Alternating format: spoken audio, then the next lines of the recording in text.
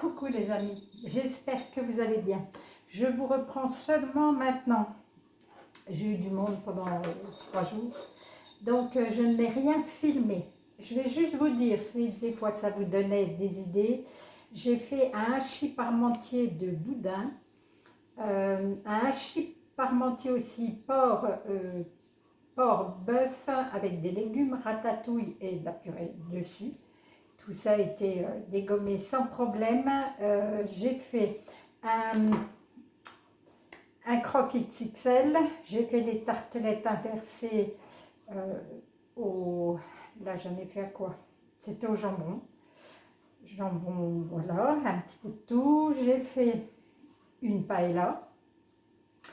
Une grosse cuisse de dinde au four avec légumes, un petit mélange de légumes que j'avais au congèle, et j'ai encore fait quelque chose avec.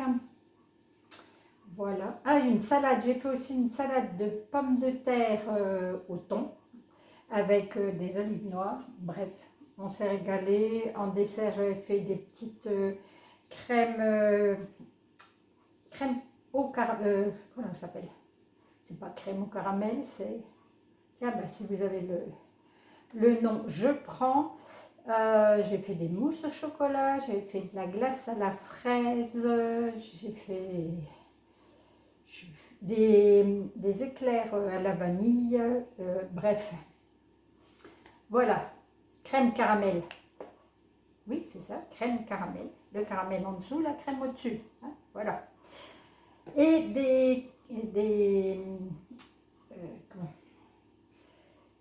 de la compote pomme rhubarbe. Voilà. Ça, c'est pour vous donner des idées au cas où. Alors là, je vais faire un filet de poulet farci au fromage, voilà, parce qu'il m'en restait, entouré d'un petit peu de tranches de lard. Et avant, je vais déjà éplucher des pommes de terre que je vais mettre là-dedans. Et je vais commencer par les cuire au four à 200 degrés pendant un quart d'heure déjà. Et je vous reprends. Alors, j'ai coupé en cubes, bon, des cubes moyens, c'est pas tout petit. Alors, je vais mettre dessus du sel. Dedans, il y a un peu de cardamome. Et puis là, un assortiment poivre et autres baies. Il y a de la coriandre, je sais. Et encore des trucs d'oignon, de moutarde jaune, du poivre, de l'ail, bref. Tout ça est super bon. Et je vais mettre un bon filet d'huile d'olive. Voilà. Je vais enfourner ça, je vous dis déjà, pendant un quart d'heure. Alors, pendant que les pommes de terre cuisent, là j'ai déjà lavé mes filets. Je ne sais pas si vous faites partie de la team où je lave moi le poulet systématiquement. Voilà. Et j'ai retiré les 2 petits trucs qu'il y avait, mais vraiment pas grand chose. Et je l'ouvre en 2. Voilà. Quand c'est comme ça, je vais tartiner à l'intérieur du fromage. J'ai oublié ma cuillère.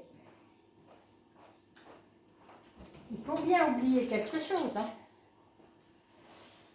Voilà, voilà. Et une bonne couche de fromage à l'intérieur. C'est ce qui va donner le goût, le moelleux. Ah tiens, il y a un chat et un chien qui arrivent, c'est bizarre. Voilà, une fois que vous avez refermé votre petit paquet, vous allez prendre un petit filet, une petite tranche de lard, et vous allez entourer votre poulet. Vous en avez assez, sans problème. Oui. Ah. On nous appelle. Voilà, et je vais faire la même chose avec celui-là. On va déjà retirer le gras.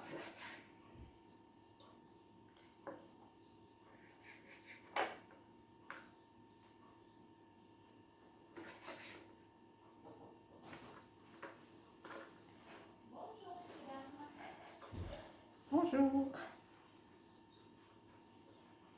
Voilà, je fais comme ça, comme tout à l'heure. Et je continue. Il faudrait que je puisse faire en accéléré, mais voilà, je ne sais pas. Vous m'en voudrez pas, si? Trouvez que c'est trop long. Allez, c'est parti. Voilà, je finis ça et je reviens vers vous.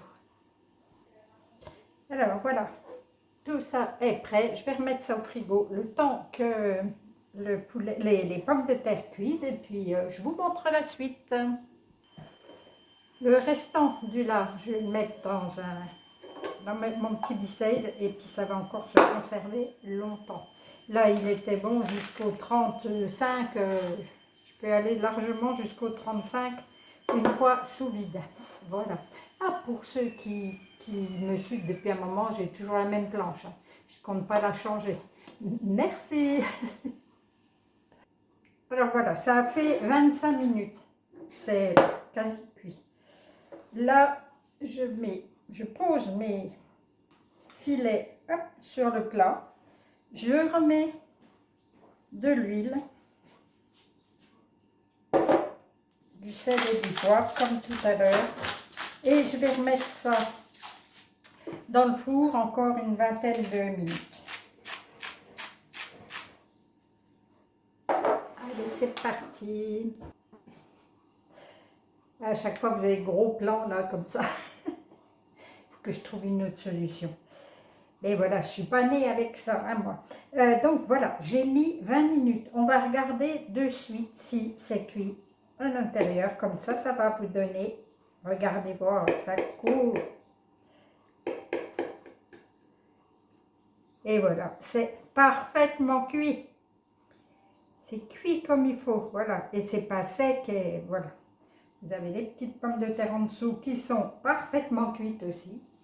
Voilà. Et bien écoutez, j'espère que vous allez refaire cette recette. Vous avez vu, c'est relativement rapide. Hein. C'est le four qui fait tout presque.